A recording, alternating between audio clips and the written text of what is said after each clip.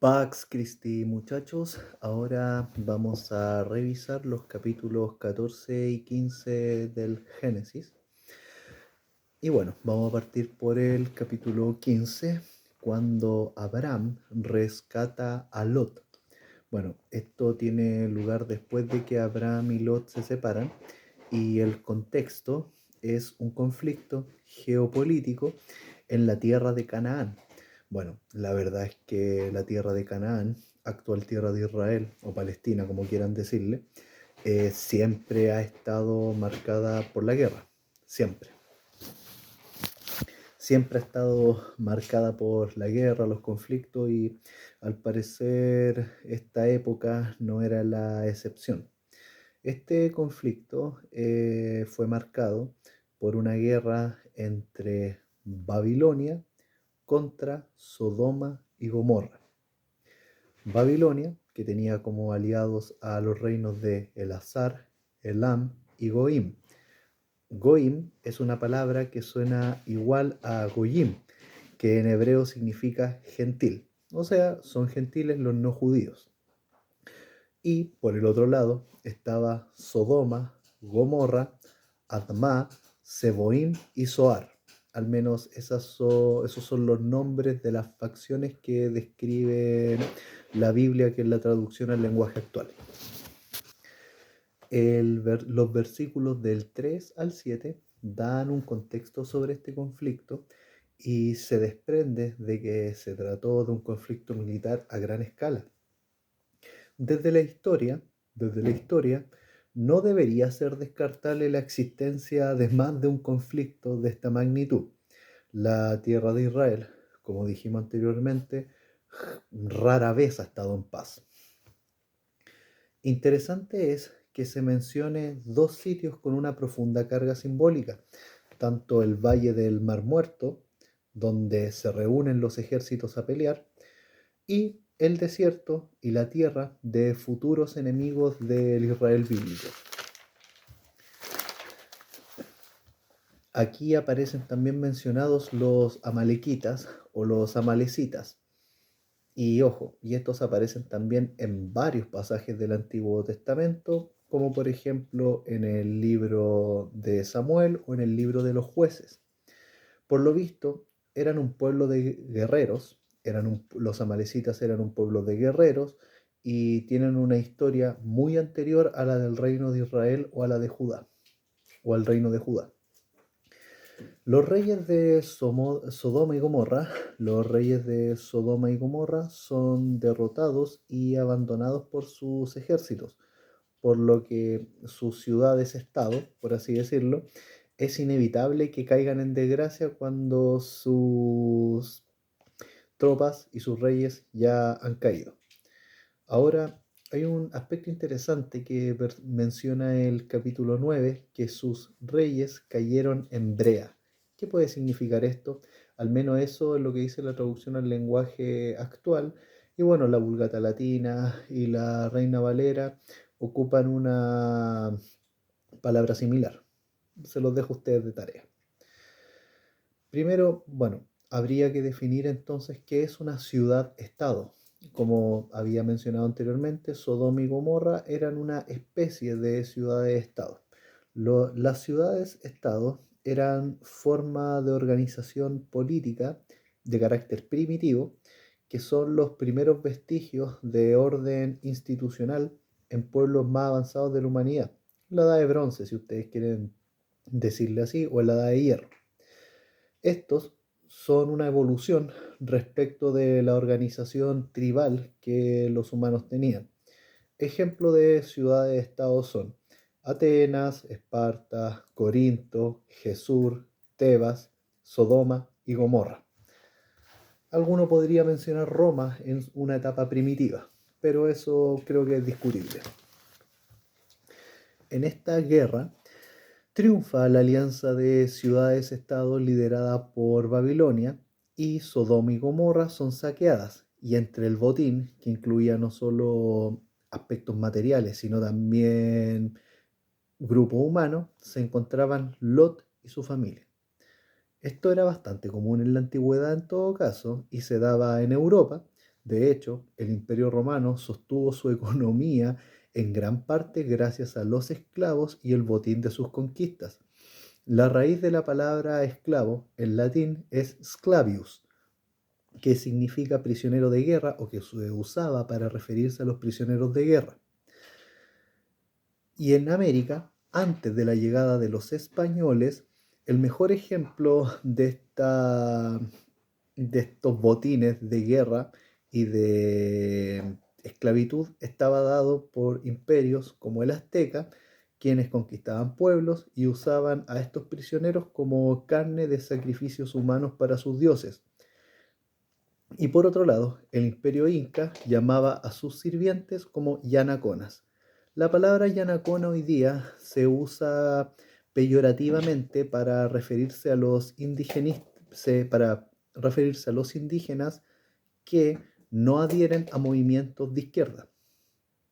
Por lo tanto, cuando alguien escuchen a un indigenista, a un activista indígena llamar a otro indígena yanacona, es porque lo está denostando.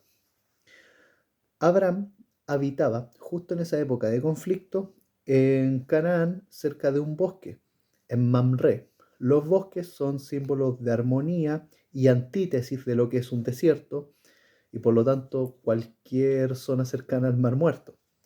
Y era amigo, y se menciona en el texto bíblico, de que era amigo de algunos amorreos que vivían en esa zona, que siendo extranjeros y miembros de naciones que iban a ser borradas de la tierra de Canaán, eran amigos de Abraham, y bien podría presumirse que se trataba de justos entre las naciones. Ahora, refiriéndome a los pasajes de los versículos 13 al 16, quizás podríamos asociar lo que ya habíamos mencionado en un video anterior respecto a lo que es la gematría, que es esta técnica de numerología judía para expresar símbolos o conceptos, ¿vale? Más allá de esto, podemos suponer que los 318 soldados de Abraham, o siervos de Abraham, que pueden tomar armas para ir a combatir, fueron apoyados por tropas de los amigos de Abraham, estos amorreos, para ir a la guerra contra estas ciudades-estados que habían capturado a Lot y su familia y a todos los habitantes de Sodoma. Ahora, si Abraham fue solo con estos 318 hombres, se trataría de un evento que encuentra sus paralelos en otros pasajes bíblicos, como, por ejemplo, la batalla de Gedeón contra los ejércitos de Baal, o contra los ejércitos que oprimían a los israelitas en sus tiempos. Recordemos que en la antigüedad las guerras no eran entre pueblos o eran entre reyes, eran entre dioses, y los reyes y los pueblos representaban a sus dioses. Más allá de lo que se puede suponer, Abraham logra una victoria militar contundente en la tierra que Dios le dio y derrota a esta alianza de reinos que habían derrotado Sodoma y Gomorra. Recordemos que Abraham tiene el título de patriarca. Ojo con eso. Esta acción de Abraham libera no solo a Lot y su familia, sino también a toda Sodoma y Gomorra, pueblos que, como veremos más adelante, no tenían muchas virtudes. Los versículos del 17 al 20 tienen un evento particular, y que esto ha hecho que se formen muchas construcciones teológicas al respecto. Aparece Melquisedec, rey de Salem o de Jerusalén, que es un sacerdote de Dios, ojo, quien bendice a Abraham. Y mucho se ha dicho sobre este pasaje, como, por ejemplo, estos 5 puntos. Primero, desde antes que Abraham llegara a la tierra prometida, Sión ya estaba consagrada a Dios. Sión es el monte donde está Jerusalén, incluso por un sacerdote gentil. Ojo, esto es muestra de la revelación de Dios para con las naciones. Por otro lado, se dice que Cristo es el arquetipo de sacerdote por la orden de Melquisedec. Es una suerte de Mesías sacerdotal que en los trabajos del profesor Antonio Piñero ya consideraban los esenios. Esto es con respecto a los rollos del mar Muerto que se encontraron. Por otro lado, este pasaje describe características de Dios y son, de partida, que Dios es el Dios de la creación. Por lo tanto, valida los pasajes de la creación que están al principio del Génesis.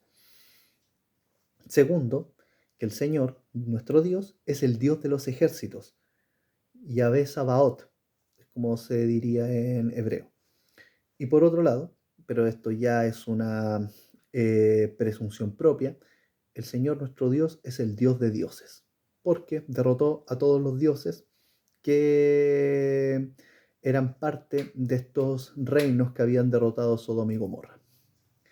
Ahora, otros aspectos importantes a considerar es que Abraham da el 10% del botín de la guerra, de esta guerra o de esta campaña militar, a Melquisedec.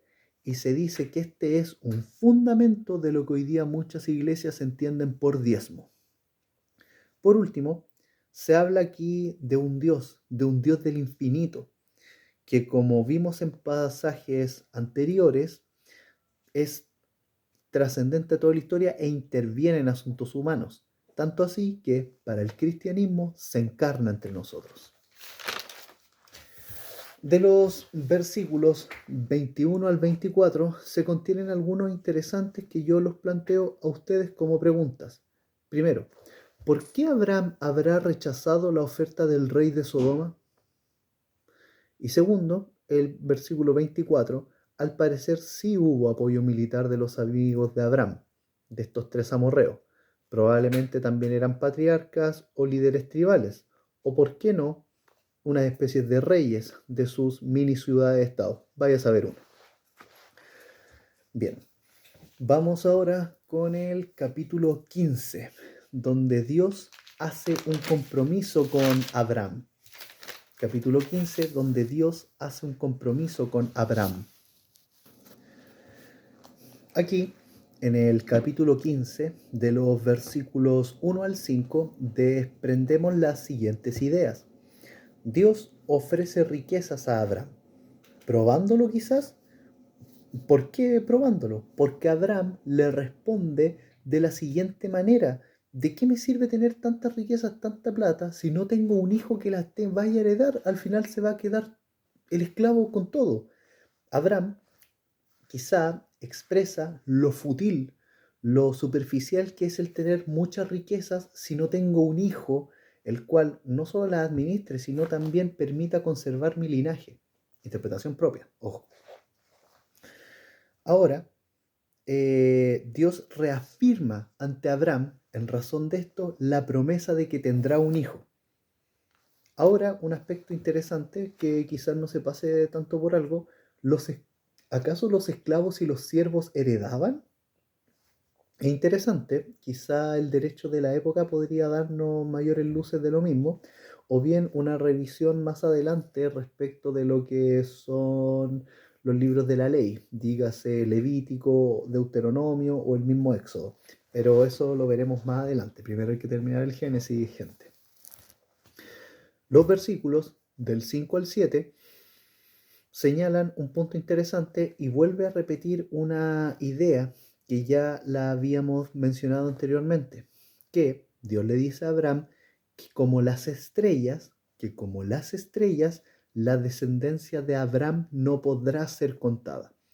Podemos especular mucho sobre esta promesa de Dios a Abraham, pero lo cierto es que habla de miles y millones de hijos de Abraham, los que a día de hoy podemos mencionar en los israelitas o judíos y judíos, que son los hijos de Isaac, los musulmanes, que son los hijos de Ismael, el hijo mayor de Abraham e hijo de Agar, la egipcia, sierva de Sara, los cristianos, hijos de Abraham por adopción, y los noágidas, que el noajismo, si es que se puede decir así, no es más que judaísmo para gentiles.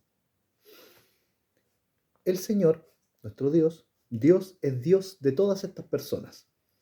Es osado, y esto es muy osado, y acá puede que me gane el título de hereje, blasfemo, lo que ustedes quieran, porque es osado decir que quizás para estas personas hay revelaciones distintas. Eso lo podemos discutir otro día. Hoy, gracias a las redes sociales, los sistemas de censo de cada país y la cuantificación electrónica, sumado a la base de datos de organizaciones gubernamentales o no, permiten aproximar una cantidad perteneciente a determinados grupos étnicos o religiosos. Pero esto no puede calcular la verdadera fe y predisposición de la persona para servir a Dios, más allá de la identidad propia que tenga. Los datos actuales aproximan, pero no especifican el detalle.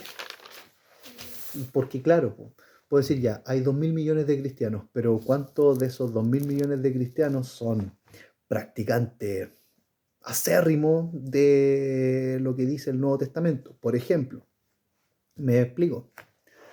Eso pasa cuando la identidad a veces se come la práctica de la fe. Los versículos del 8 al 16, bueno, y que por último lo que dije sobre los cristianos no es propio de los cristianos, también pasa con musulmanes, judíos, hindúes, budistas, etc. ¿Ya? Eso no es propio de los cristianos. Ahora vamos con el versículo 8 al 16. Y estas son algunas ideas que me gustaría compartirte y son las siguientes. Acá se describe un sacrificio bastante gráfico que sella una alianza entre Dios con Abraham. Los sacrificios de animales y humanos eran bastante comunes en la antigüedad, incluso antes de la llegada de los españoles, aquí en América. Pero es el Dios de Abraham el que marca la diferencia. Es el Dios de Abraham el que marca la diferencia. ¿Por qué? Porque deja de lado este aspecto sacrificial humano. Esto es importante que lo consideres a lo largo de toda la Biblia. Pero van a saltar, entonces, ¿por qué le dijo que sacrificara a Isaac? A ver, hay un documento que nos lo pasaron en la Facultad de Derecho del profesor Isaac Rabet Yat respecto a los derechos de infancia y el hecho de que el sacrificio de Isaac siquiera se propusiera atiende al contexto de la época en el cual los niños no eran más que objeto y propiedad de sus padres, y eso no era propio de la religión de Abraham o del Medio Oriente. En Roma era bastante común que el padre de familia practicara, por ejemplo, infanticidios o dispusiera arbitrariamente de la vida de sus hijos, y eso no es común ni de Roma ni de los israelíes, era bastante común en la antigüedad. Entonces, este sacrificio humano responde a un contexto cultural, religioso, que hoy día escapa de nuestra concepción moderna porque atiende a una época donde ni siquiera existía la noción de derechos de infancia, para qué decir de derechos humanos. Dejando eso en claro, continuemos. Ahora, hay un tipo de oscuridad que hace que Abraham tema. ¿Qué es este tipo de oscuridad? Bueno, muchos pastores, sacerdotes, dan alguna explicación. Y dentro de este pasaje ocurre que Abraham, al hacer el sacrificio, él espanta a las aves que vienen a comérselo, que vienen a comerse este sacrificio. Esto para muchos las aves representan la tentación o las acechanzas del Satán para evitar que cumplamos nuestra promesa con Dios. Esto es de un aspecto teológico. Continuemos. Se habla de los hijos de Israel en este pasaje, del 8 al 16, se habla de los hijos de Israel y su esclavitud en Egipto por cerca de 400 años. Se dice y se calcula que en realidad fueron 480. Entonces, el gallo tiene que sonar 3 veces para que se cumpla lo de San Pedro. Bueno, se habla de los hijos de Israel y su esclavitud en Egipto por cerca de 400 años, aunque se dice y se calcula que en realidad fueron 480.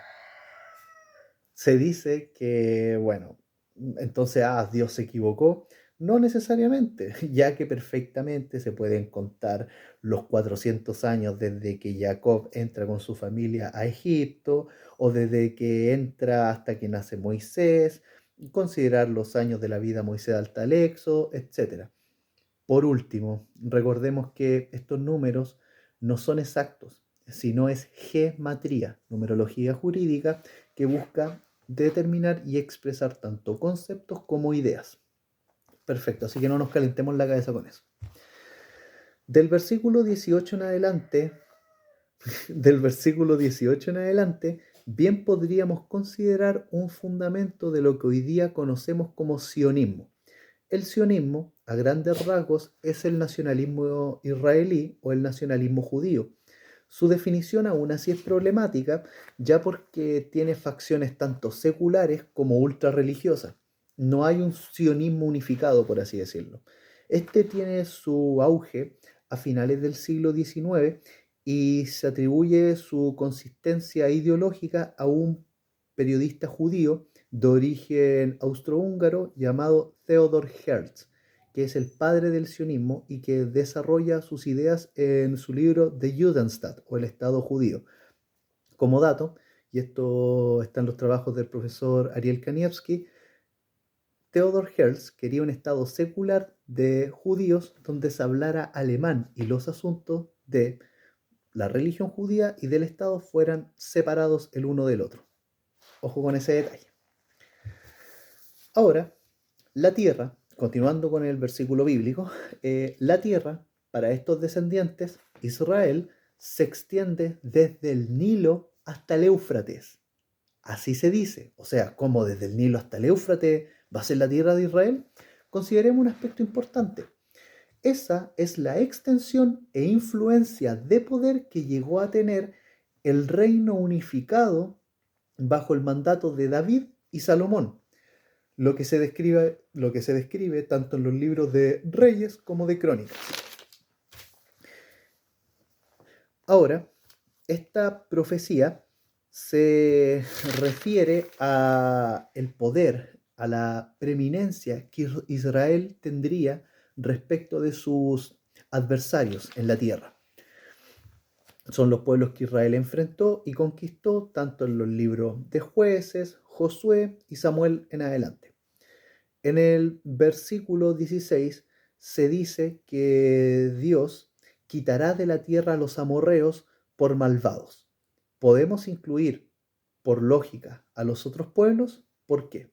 Bueno, porque, a ver, uno entiende que quizás desde una perspectiva moderna esto suena bastante genocida, por así decirlo, pero esto se tiene que entender desde la concepción antigua, en la cual la disputa entre ciudades y tribus nómadas era tan fuerte que esto es un pilar fundamental para entender el relato de Sodoma y Gomorra, que lo vamos a ver más adelante. Entonces, volvamos al plano de la descendencia. De Adán se llega hasta Abraham y Abraham tiene dos hijos en primera instancia, después tiene más, pero dos hijos en primera instancia, que son Isaac e Ismael. Ismael, que es el mayor y al cual Dios hace promesas, e Isaac, y que de Isaac nace Esaú, que se convierte en el reino de Edom, una nación adversaria de Israel, y de Jacob, después pasa a llamarse Israel, que lo veremos más adelante en el Génesis, y de aquí nacen las 12 tribus de Israel. Bueno, sus 12 hijos son Rubén, Simeón, Leví, Judá, Dan, Neftalí, Gad, Aser, Zabulón, Isaacar, Benjamín, José. Y José tiene dos hijos, Efraín y Manasés. Ahí cómo se hace la distribución entre las tribus de Israel es bastante interesante porque Leví no va a tener una porción de tierra porque se va a encargar de los asuntos de Dios en la tierra y José va a ser reemplazado, o sea, la tribu de, entre comillas, la tribu de José y de Leví pasan a ser reemplazados por los hijos de José, Efraín y Manasés. Y eso sería el fin del artículo, perdón, del capítulo 15 del Génesis. Vamos por el capítulo 16 del Génesis, capítulo 16 del Génesis, en cuanto al hijo de Abraham y Agar, la egipcia. La desesperanza, la situación de vejez de Abraham y Sara y el transcurso del tiempo, sumado a las costumbres de la época, hicieron lo suyo. Sarai, amparada en las costumbres, leyes y tradiciones de la época, que esto lo dice el texto bíblico, entrega a Agar, su esclava, como concubina para Abraham o como una suerte de vientre de alquiler, con el objeto de dar a Abraham un hijo de manera segura. De seguro Agar era una mujer joven y que, bueno, debía simplemente acatar en su calidad de esclava las órdenes de Sara, la mujer de Abraham, que era su dueña, por así decirlo. Cuando los planes humanos buscan acelerar los planes de Dios, las cosas se suelen complicar, por así decirlo. Incluso esta discusión respecto al conflicto árabe-israelí se remite a este suceso. Acá hay una situación que podríamos catalogar incluso de tragicómica. Abraham no se niega a acostarse con Agar, es hombre, dirían por ahí, ni tampoco lo reclama. Agar ve que queda embarazada y se le suben los humos a la cabeza y empieza a despreciar a Sara. Sara le echa la culpa a Abraham por algo que ella misma propició. Bueno, es curioso. Y Abraham, Juan Poncio Pilato, se lava las manos y decide, o más que decide, le dice a Sara que no sé, no sé, haz lo que tú quieras con Agar. Y lo que hace y lo que hace Sara es que empieza a maltratar a Agar pese a su situación de embarazo que ella misma provocó. Es una situación de locos.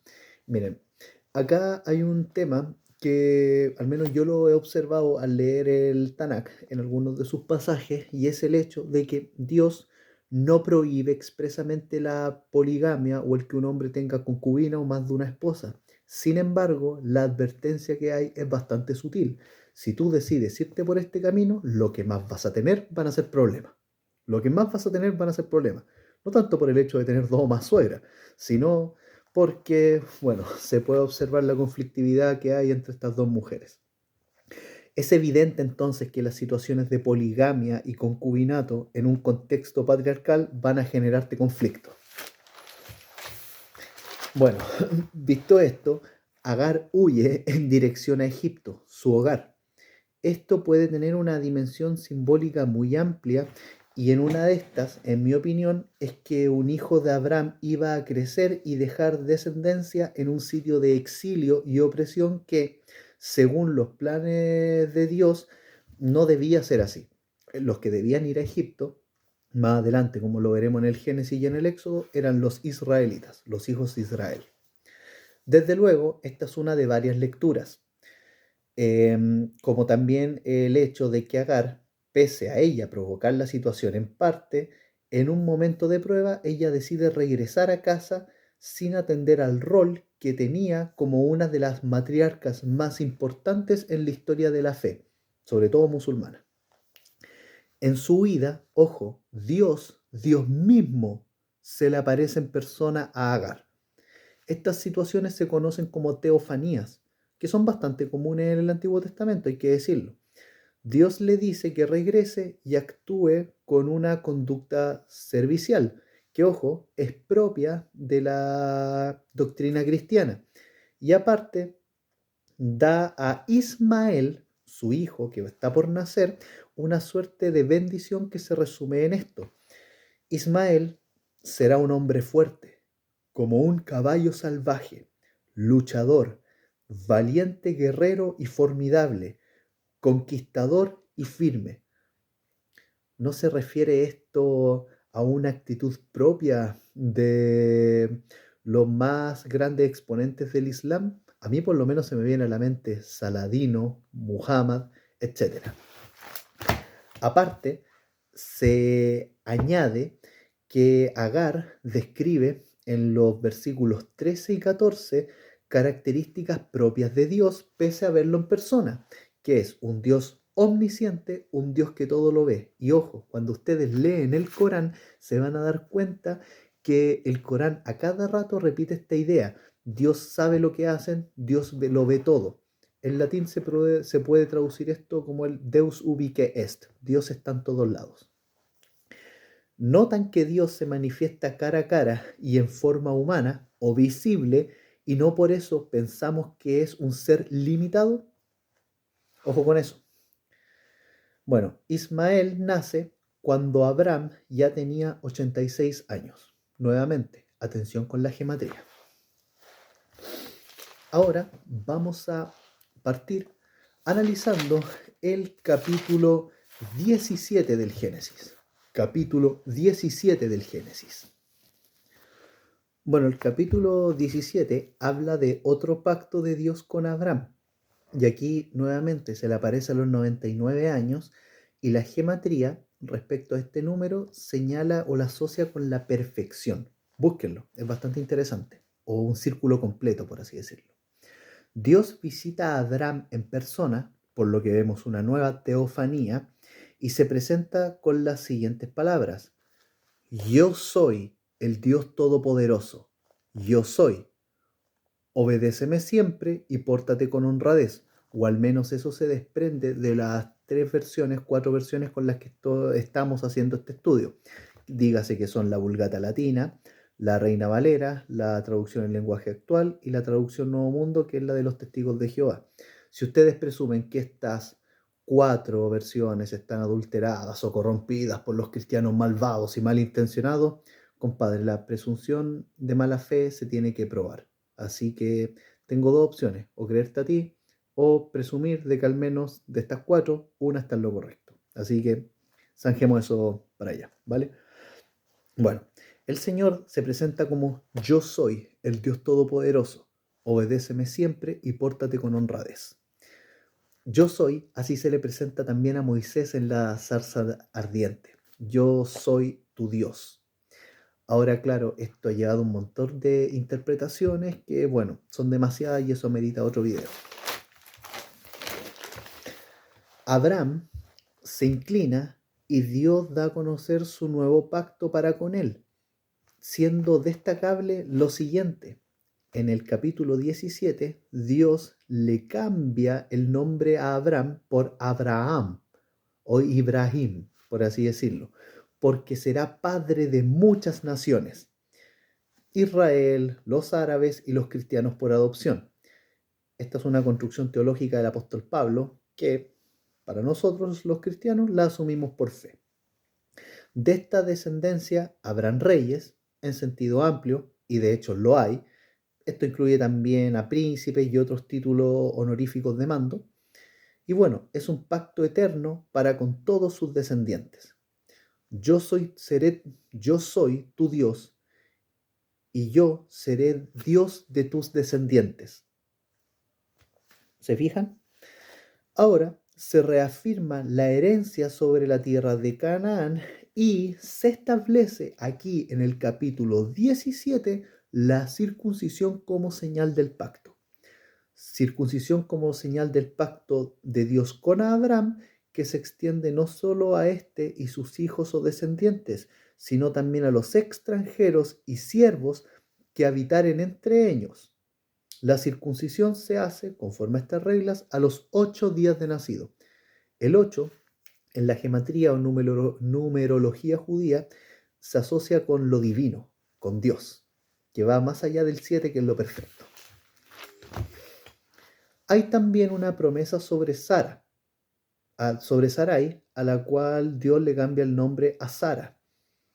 Dios le dará un hijo a Sara, que se llamará Yitzhak o Isaac, de quien habrá un linaje de reyes. Y esto es verdad porque de Jacob vienen las tribus de Israel, y en Israel claramente está el rey Saúl, el rey David, el rey Salomón, y el linaje de reyes tanto del reino del sur o el reino de Judá, como también los reyes del reino del norte, de las 10 tribus de Israel, por ejemplo el rey Acab, o Peca o Pecaía, que ustedes los pueden ver en el libro de Primera y Segunda de Reyes.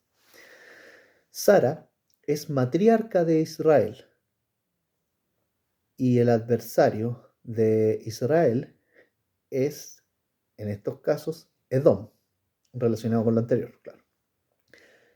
Abraham duda e incluso se ríe. Su incredulidad no la oculta frente a Dios en todo caso. A pesar de esta falta de respeto, si se puede decir así, con una conducta propia de un incrédulo, Dios actúa de un modo benévolo con él. Es interesante notar que, relacionado con lo anterior, Dios omite la petición de Abraham de solo bendecir a Ismael. Ojo, sin perjuicio de que a ambos los bendecirá, pero de modos distintos. Dios bendecirá tanto a Ismael como a Isaac, pero de modos distintos. A Isaac con un pacto eterno y para siempre, y a Ismael con muchos descendientes y una gran nación, lo que podrían ser los musulmanes perfectamente, que se proyecta que para el 2050 van a ser la religión más numerosa en el mundo. Qué tibios nos hemos vuelto en Occidente, ¿no? Me incluyo. El versículo 19 echa por tierra la teología del reemplazo que sostiene que Dios desechó a Israel por la iglesia, ya que si el pacto es eterno, entonces no se puede desechar, compadre. Dios hace la distinción y señala que su pacto eterno es solo con Isaac, el hijo de la promesa, el hijo de Sara. Después de esto, Dios se retira. Y eso sería, pues muchachos, gracias por quedarse hasta acá y recuerden, por 1,5 o por 2. Pax Christi.